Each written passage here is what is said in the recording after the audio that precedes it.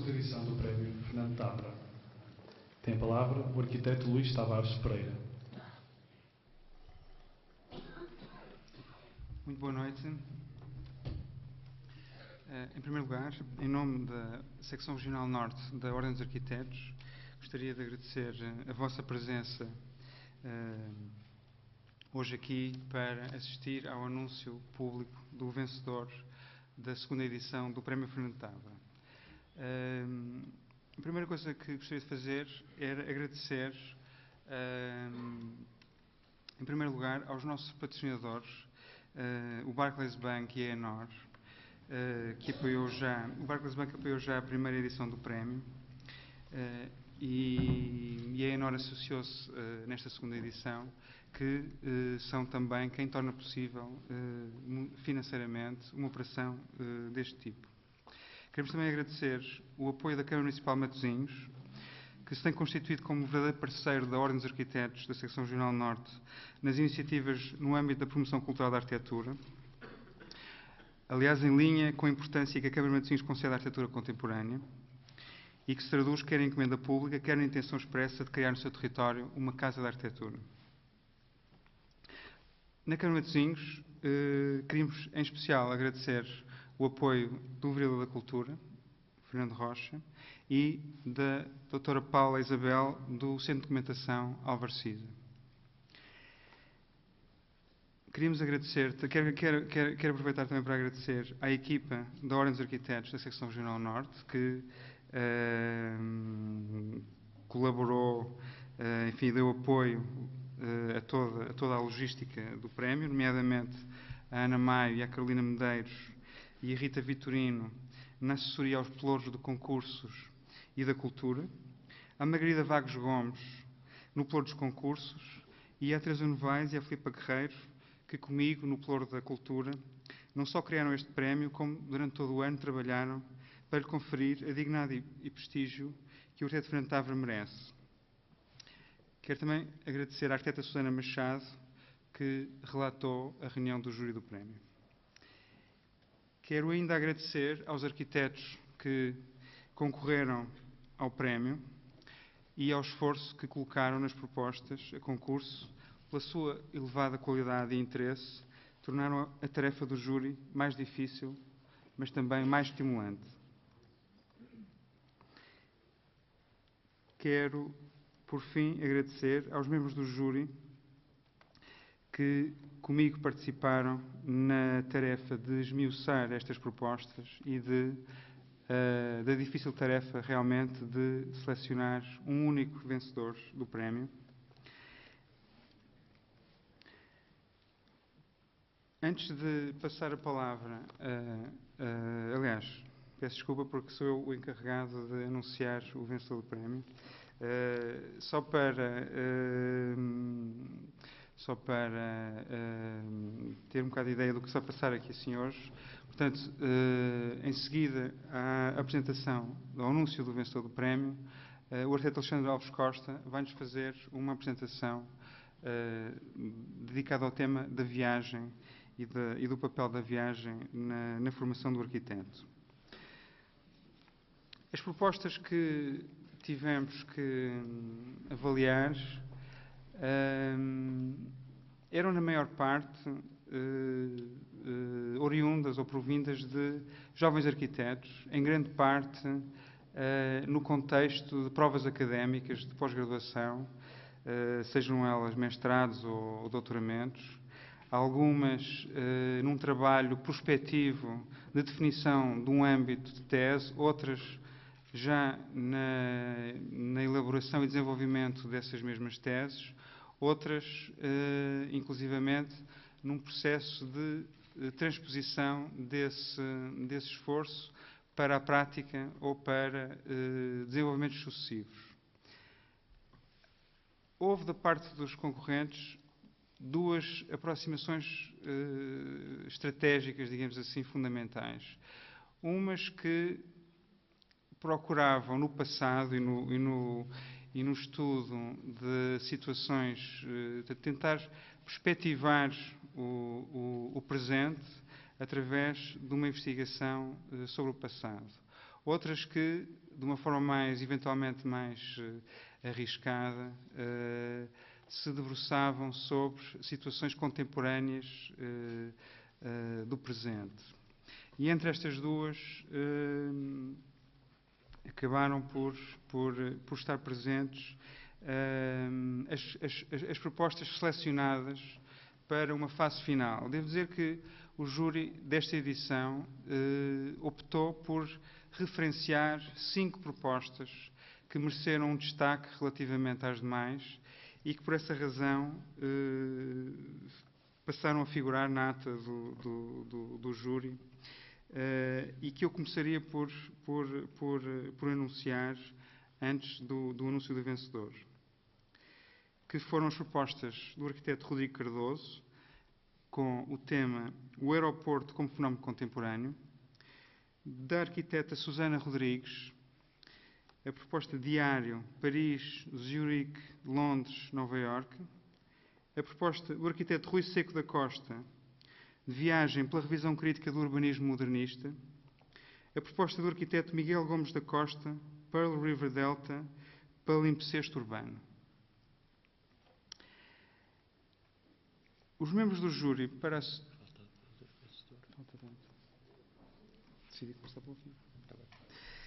Os membros do júri para a segunda edição do Prémio Fernando Tavra, constituído pelo professor Dr. Jorge Champagne, professor arquiteto Alexandre Alves Costa, professor arquiteto Gonçalo Birne, fotógrafo Luís Ferreira Alves, em representação da família do arquiteto Fernando Tavra, e arquiteto Luís Tavares Pereira, em representação da OASRN, deliberaram por unanimidade atribuir o Prémio Fernando Tavra à proposta Quadrícula Emocional, um urbanismo híbrido entre natureza e arquitetura nas cidades atlânticas portuguesas do século XVI, da arquiteta Sílvia Benedito.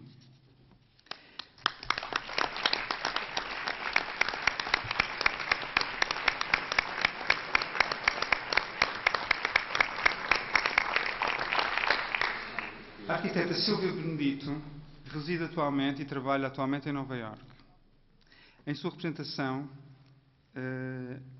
está delegada a mãe da Sílvia Benedito, a quem vou entregar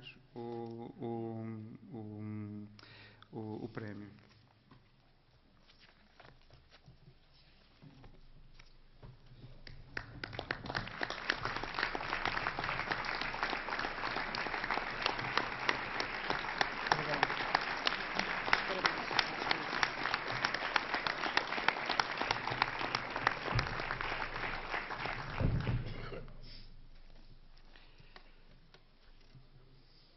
Aproveito agora para passar então a palavra ao arquiteto Alexandre Alves Costa. Alexandre. Muito obrigado. Boa noite a todos. Porquê é que demos este prémio a este trabalho? Ao dizer em poucas palavras, eu acho que se vai perceber bem quando for o momento da conferência que a Sílvia vai ter que fazer em outubro, no Dia da Arquitetura. Para já queria dizer que fiquei muito contente. A Sílvia foi minha aluna, não é por isso que ganhou, seguramente, mas fiquei contente por isso também. Devo dizer que isso não influenciou em nada a minha decisão. Nós resolvemos atribuir este prémio entre várias hipóteses possíveis, porque nos pareceu extremamente interessante, não só porque abre perspectivas inovadoras do ponto de vista da compreensão do que é o urbanismo português fundamentalmente aquele que é construído fora de Portugal, e também porque tem uma perspectiva operativa. Vou explicar rapidamente o que é que isto quer dizer. O trabalho chama-se quadrícula emocional. A quadrícula emocional é uma coisa aparentemente paradoxal, não é? A quadrícula não é emocional, a quadrícula é uma coisa racional, que obedece a regras claras do ponto de vista geométrico e, portanto, a emoção aí não entra. Mas é exatamente por ser quadrícula emocional, é uma metáfora, digamos, as cidades portuguesas têm uma ordem, têm uma racionalidade, portanto, têm uma quadrícula abstrata, entre aspas, como modelo teórico, embora essa quadrícula não esteja depois representada com todo o rigor no território. Devo dizer-vos que os portugueses, nem todos, os historiadores que têm debruçado sobre a questão do urbanismo português têm vivido sob este problema grave que há um certo complexo de inferioridade em relação às cidades produzidas pelos nossos vizinhos espanhóis na América Latina. De facto, os nossos concorrentes na ocupação do mundo levavam ordenanças muito rigorosas e aplicavam no território um sistema de quadrícula, provavelmente muito rigoroso, que por vezes não entrava em linha de conta, a maior parte das vezes não entrava em linha de conta com a natureza do território, nem com a natureza da topografia, da paisagem, etc. E os sítios eram escolhidos muito em função da possibilidade de aplicar esse modelo teórico. Isto foi considerado uma coisa fantástica. E os portugueses eram tidos por umas pessoas que eram incapazes de encontrar uma racionalidade e portanto, não tinham esta capacidade de representação no território dessa racionalidade que devia estar na base de qualquer implantação urbana. Devo dizer-vos que ainda há muito pouco tempo o Presidente da República, não o atual, o anterior Presidente da República do Brasil, esteve no Porto a receber um doutoramento honoris causa para a Universidade do Porto e declarou num discurso, uma coisa verdadeiramente extraordinária, declarou num discurso que o caos urbanístico de São Paulo se devia aos portugueses. Isto causou a Universidade corou de vergonha e eu fiquei furioso com isso. Porque, de facto, a verdade é que esta visão, não é, complexada dos portugueses, se não fosse o Marquês de Pombal, o que é que seria de nós? Quer dizer, não somos capazes de impor uma regra a um território, etc. Simplesmente o que acontece é que há outras racionalidades, não há uma única racionalidade. Eu costumo dizer que a racionalidade mais racional é a do caminho de pé posto, que une dois pontos, que nunca é uma reta. Como é evidente, basta soltar um animal por uma topografia acidentada para se perceber que a sua racionalidade para chegar àquele sítio não é uma linha reta. A linha reta normalmente é muito mais complicada. E, portanto, esta racionalidade de compreensão do lugar, de compreensão da natureza, a partir da própria escolha, a escolha do sítio é logo um gesto urbanístico da maior importância. E para os portugueses isso é absolutamente fundamental. Portanto, o que é que faz a Silva? A Silva propõe-nos claramente esta linha, digamos, esta linha mais empírica, mais sensorial, da abordagem do urbanismo português, o que parece ser, no âmbito, digamos, da historiografia portuguesa, original. Era preciso um arquiteto para encontrar essas outras racionalidades. Fico contente que seja um arquiteto e fico contente que ela vá tentar provar esta tese, que há outras racionalidades. E então ela propõe-se estudar uma série de cidades portuguesas, estudar, enfim, também de um ponto de vista bastante sensorial, visitando-as, começando por Ponta Delgada, Funchal, Natal, Olinda, Salvador, Vitória, Rio de Janeiro, Santos. Evidentemente que aqui há algumas dúvidas que se podiam levantar. Eu não as vou levantar agora porque não vou fazer agora uma arguência de nenhuma prova académica. Eu tenho algumas dúvidas sobre esta escolha. Acho bem que ela tenha feito. Provavelmente vai recusar algumas e vai aceitar outras. Vai, se calhar, encontrar outras. E, neste sentido, isto parece ser uma via de investigação muitíssimo interessante. Mesmo que o período de investigação seja muito curto, mesmo que isto corresponda também a uma visão muito sensorial e muito empírica, porque ela vai fazer uma viagem e vai ter que fazer uma conferência em outubro. Portanto, isto não dá tempo para nada. Quer dizer, mas dá tempo para perceber, para colher imagens e para nos trazer algumas mais certezas, provavelmente, do que tem quando coloca estas hipóteses. Por outro lado, isto também nos interessou por outra razão, porque ela faz isto não apenas por razões académicas, para provar uma tese que podia ser defendida num doutoramento, mas faz isto porque se encontra envolvida no seu próprio trabalho com a necessidade de desenhar e construir cidades, isto é, de pensar como se desenham e se constroem cidades, em que as economias e as culturas se associam na procura de um modelo de intervenção urbano, de valorização, estou a citar o que ela escreve, de valorização do que é único ao território, nomeadamente a sua geografia, uma palavra que eu não percebo, a sua geografia, ecologia e dinâmicas individuais. Portanto, ela vai tentar encontrar nas cidades portuguesas analisadas nesta perspectiva, que é uma perspectiva realmente inovadora, embora eu deva dizer que ela parece-me quase óbvia, quer dizer, mas de facto ninguém pegou nisso por esta espécie de complexo que existe em Portugal em relação aos nossos vizinhos. E por isso estou muito satisfeito que ela tenha pegado nisto. E depois este sentido operativo, quer dizer, ela vai tentar encontrar nas cidades portuguesas modelos que possam daí retirar-se uma metodologia que lhe permita vir a trabalhar no futuro, no desenho de cidades, que contenham, digamos, esta mesma relação harmoniosa, interessante, interativa entre arquitetura e natureza. Isto parece suficiente e, de facto, para nós isto foi muito encantador por estes dois aspectos. Por um lado, debruça-se sobre questões da nossa cultura, da cultura portuguesa, mesmo que sejam nas cidades brasileiras. E, por outro lado, tem uma visão sobre essa cultura diferente, mais de arquiteto e menos de historiador que vai ver mais consultar os documentos do que ver a realidade. Desculpem os historiadores presentes, porque eu tenho o maior respeito, sem eles não éramos nada. E em terceiro lugar, porque pretende transformar isto numa metodologia para ela própria, para o seu próprio trabalho. Nesse sentido, pareceu-nos que entre as excelentes propostas que tínhamos, esta era, apesar de tudo, a mais estimulante e, por isso, decidimos, por unanimidade, conceder-lhe o prémio. Muitos parabéns.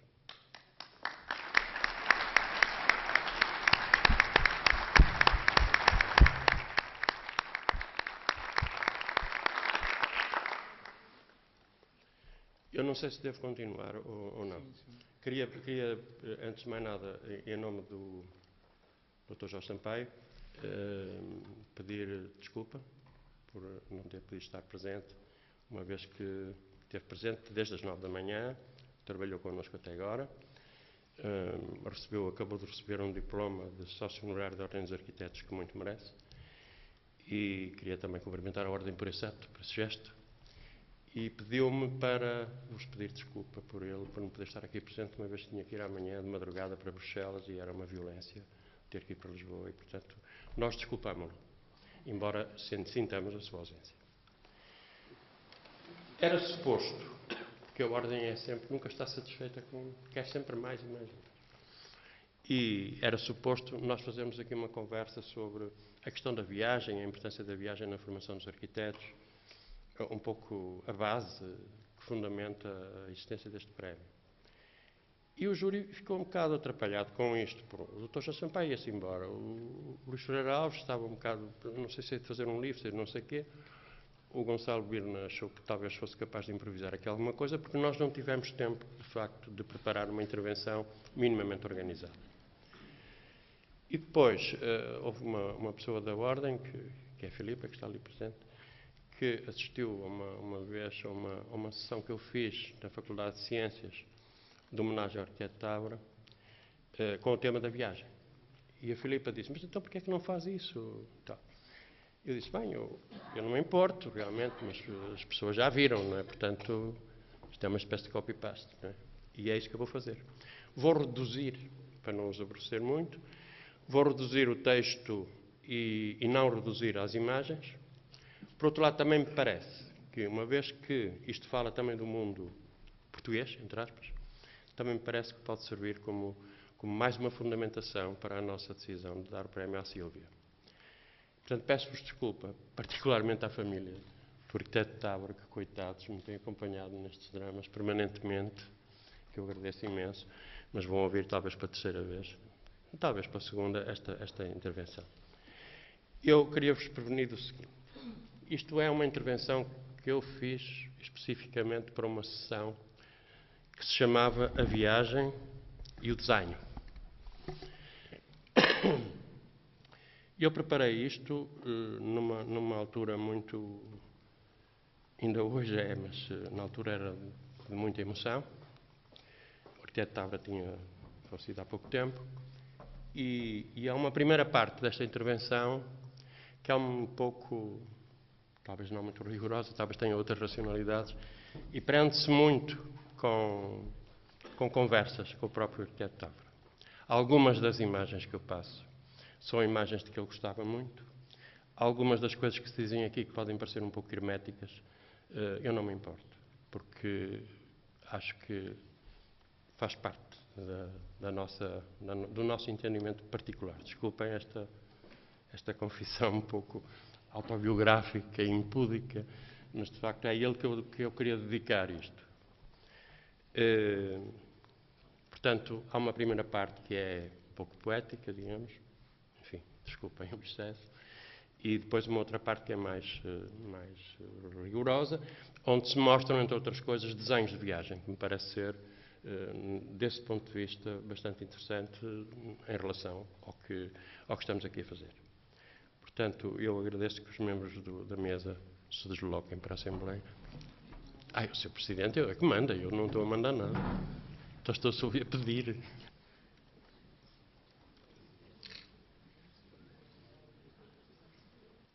Esta projeção que é passado em silêncio, não é? São só imagens, portanto, não fiquei mudo, não é? É só para explicar que não fiquei mudo, que vou falar daqui a um bocadinho, é para se ter as imagens em silêncio. Não sei se pode baixar ligeiramente a luz.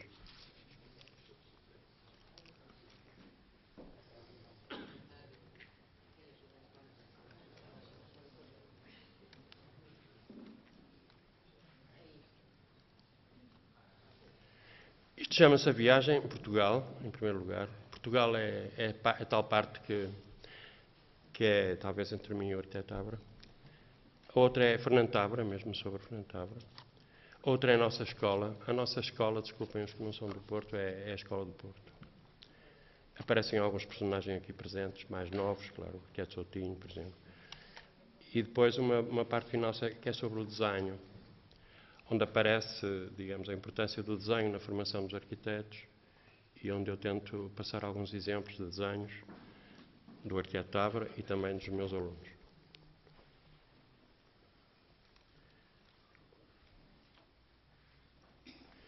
A primeira parte chama-se, portanto, Portugal. Eu não posso deixar de chamar a atenção para este desenho. Este desenho é um desenho do arquiteto Tabra, de uma aula, em como estão a ver aqui, ele estava a falar do chamado mundo português, do Império. E este desenho é absolutamente extraordinário, eu acho.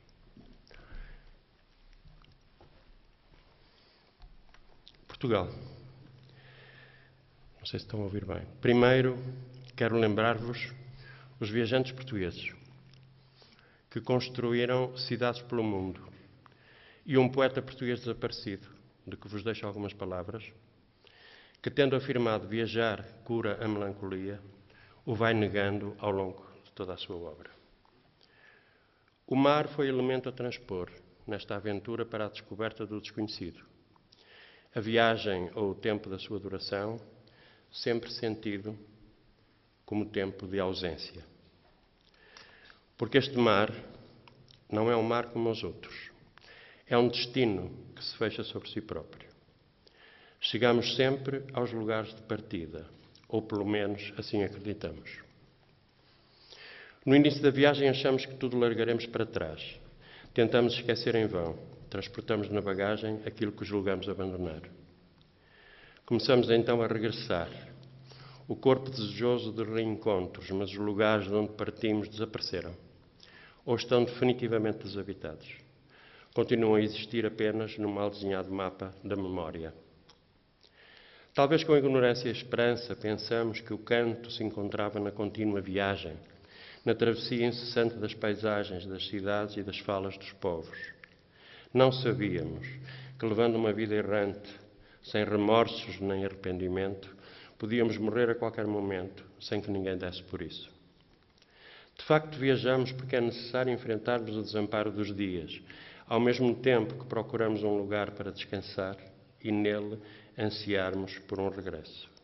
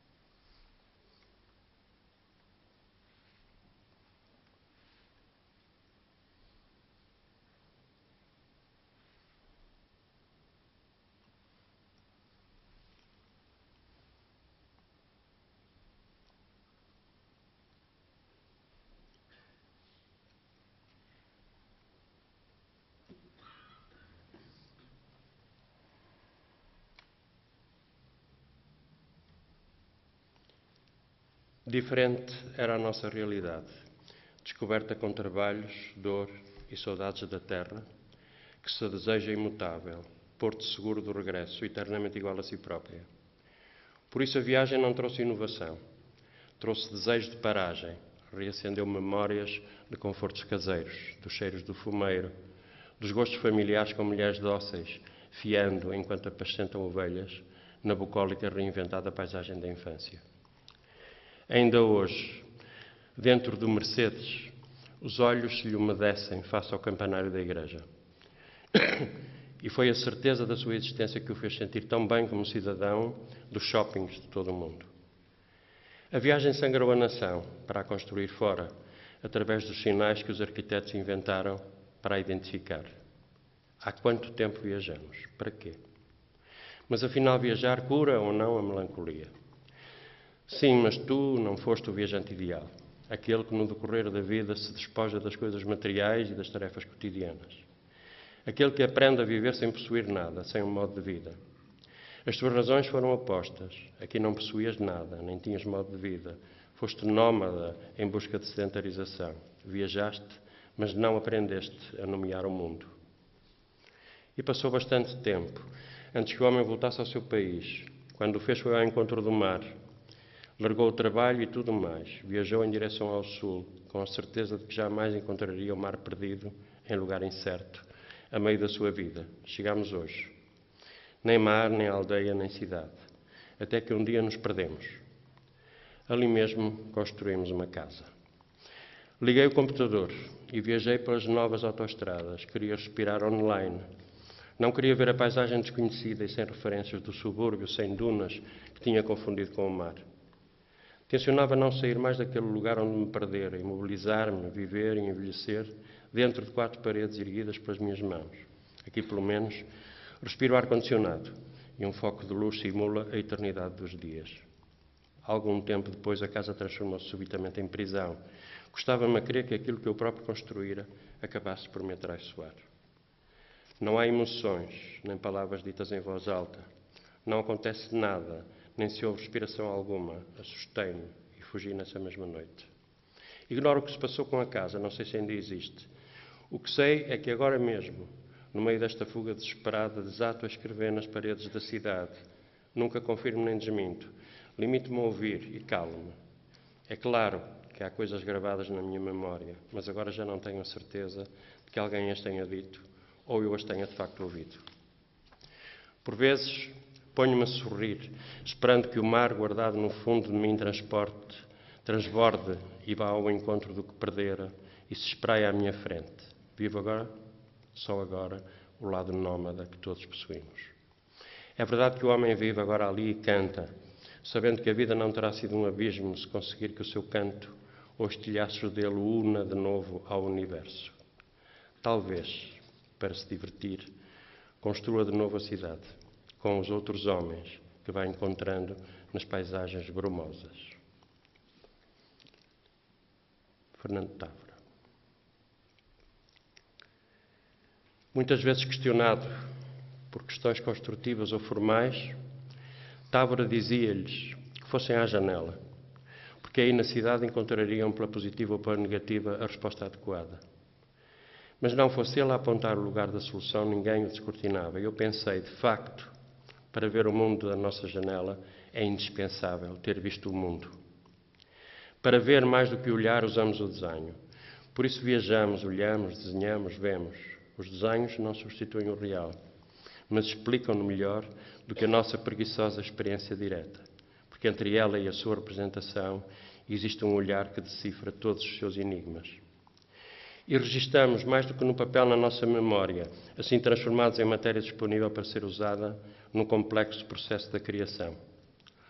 Frente a acusações de anticientífico e subjetivo, respondem os arquitetos.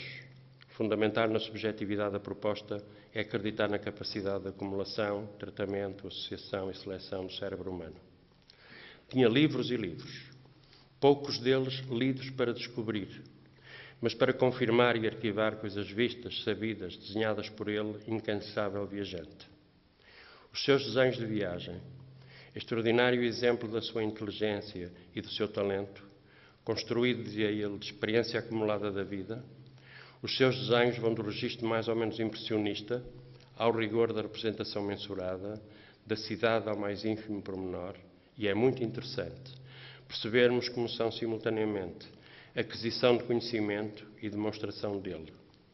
São desenhos vagarosos, cultos na seleção, caso a caso do que é essencial e na eliminação de tudo o que é supérfluo.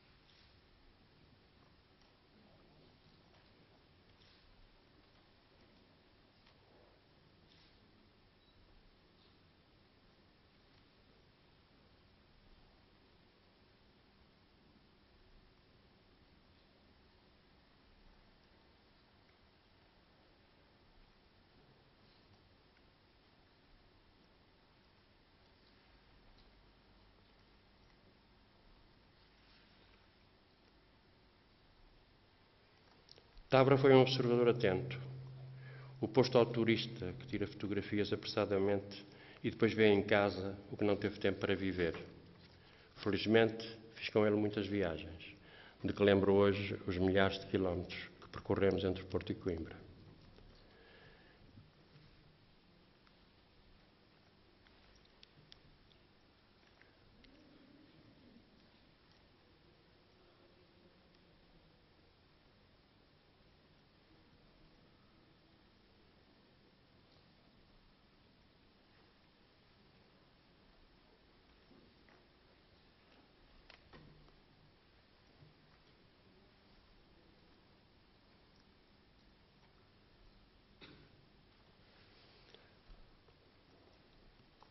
Foi com base na aceitação do princípio metodológico de que o desenho é um instrumento privilegiado no processo de projetar em arquitetura que se fundamentou a pedagogia do projeto na chamada Escola do Porto.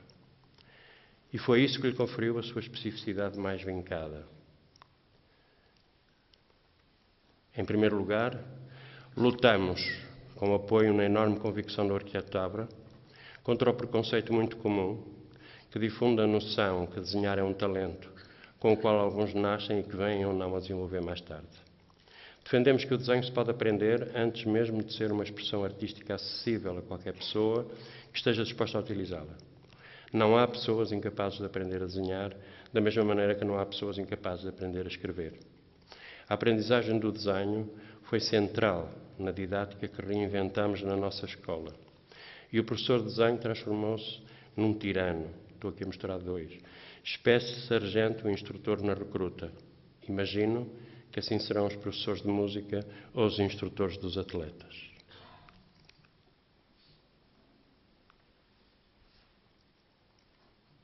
São desenhos de alunos.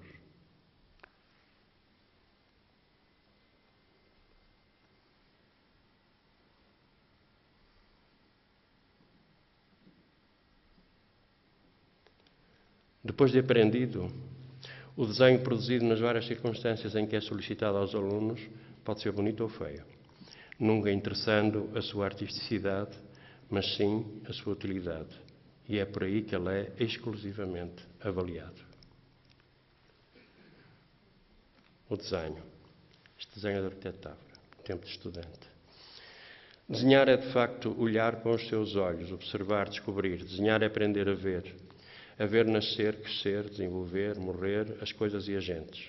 É necessário desenhar para levar ao nosso interior aquilo que foi visto e que ficará inscrito na nossa memória para toda a vida. Diz o infatigável desenhador que foi Le Corbusier. É a constatação do ato de desenhar como exercício do conhecimento. Olhar um objeto desenhando obriga a uma observação disciplinada e estabelece uma diferença clara entre o olhar distraído sobre as coisas e o olhar ativo sobre o que se quer ver. É disto que sabe Fernando Tavra. Para ele, desenhar não é apenas adquirir conhecimento, é também investigar. Aquilo que ele desenhou despeu-se sobre os seus olhos da névoa que funde tudo no todo e adquiriu a presença de uma identidade definida. A experiência de ver desenhando é profunda e intensa E explica a razão porque muitos, como ele, tornam o desenhar uma paixão obsessiva. O desenho manifestou muito rapidamente a sua utilidade